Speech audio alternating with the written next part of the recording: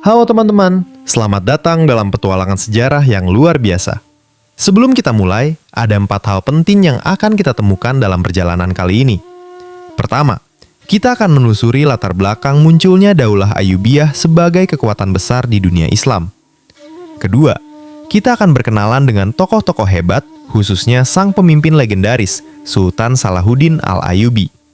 Ketiga, kita akan melihat kemajuan peradaban Islam yang dicapai pada masa itu secara sistematis. Dan yang keempat, kita akan memahami kontribusi besar Daulah Ayyubiyah bagi sejarah Islam. Sudah siap? Mari kita mulai petualangannya. Pernahkah kalian membayangkan sebuah masa di mana dunia Islam sedang diuji oleh perpecahan?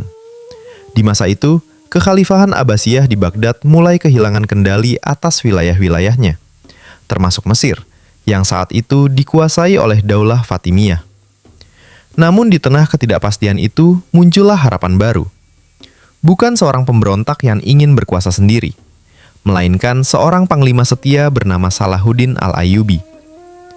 Penting untuk kita ingat, kehadiran Salahuddin di Mesir adalah sebagai pemegang mandat dan kepercayaan penuh dari Kekhalifahan Abbasiyah.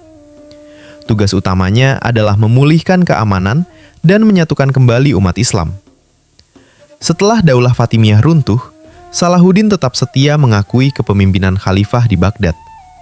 Atas prestasi dan kesetiaannya inilah, ia mendapatkan pengakuan resmi untuk mendirikan Daulah Ayyubiyah pada tahun 1174 Masehi. Sebagai benteng pertahanan dunia Islam. Kejayaan daulah ini merupakan hasil kerja keras orang-orang hebat di belakangnya. Mari kita berkenalan dengan mereka. 1. Sultan Salahuddin Al-Ayyubi, sang pendiri yang adil, berani, dan sangat rendah hati. 2.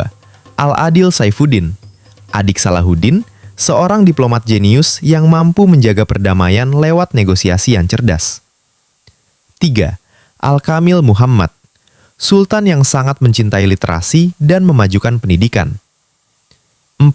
Ibnu Al-Baitar, ilmuwan sains dan ahli botani yang meneliti ribuan jenis tanaman untuk pengobatan.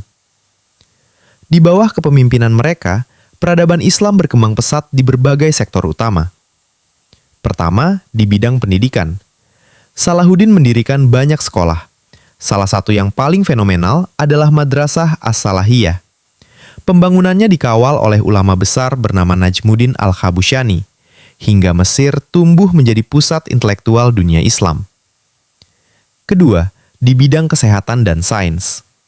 Mereka membangun rumah sakit besar yang disebut Bimaristan.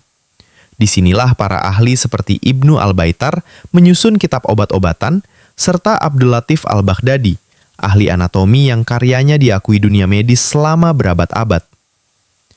Ketiga, di bidang arsitektur dan pertahanan. Kehebatan mereka terlihat pada pembangunan Qal'atul Jabal atau sitadel di Kairo. Pembangunan benteng megah ini melibatkan para ahli strategi hebat, salah satunya adalah Ibnu Shaddad. Keempat, di bidang ekonomi. Perdagangan berkembang pesat dan pasar-pasar diatur secara jujur. Hal ini dicatat dengan sangat baik oleh penjelajah terkenal bernama Ibnu Jubair. Teman-teman, sejarah bukan sekedar cerita masa lalu. Mari kita ambil semangat dari para tokoh ini untuk kehidupan kita sekarang. Toleransi dari Salahuddin Al-Ayyubi. Meskipun ia seorang pemenang, ia sangat menghormati perbedaan. Di sekolah, mari hargai teman yang berbeda pendapat agar selalu rukun. Amanah dari Al-Adil Saifuddin. Belajarlah menjadi orang yang bisa dipercaya dan selalu mengutamakan perdamaian saat ada perselisihan. Cinta ilmu dari Al-Kamil Muhammad. Jadikan sekolah tempat menumbuhkan rasa ingin tahu. Belajarlah untuk memperluas wawasanmu, bukan sekedar mencari nilai. Ilmu adalah solusi dari Ibnu Al-Baitar. Niatkan belajarmu hari ini untuk menolong sesama, agar kelak ilmumu bisa menciptakan inovasi yang bermanfaat bagi masyarakat.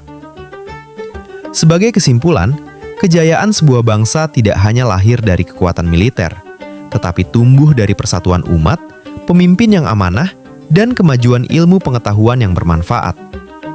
Kini, giliran kita meneruskan semangat itu. Jadilah generasi yang cerdas, jujur, dan penuh kasih sayang.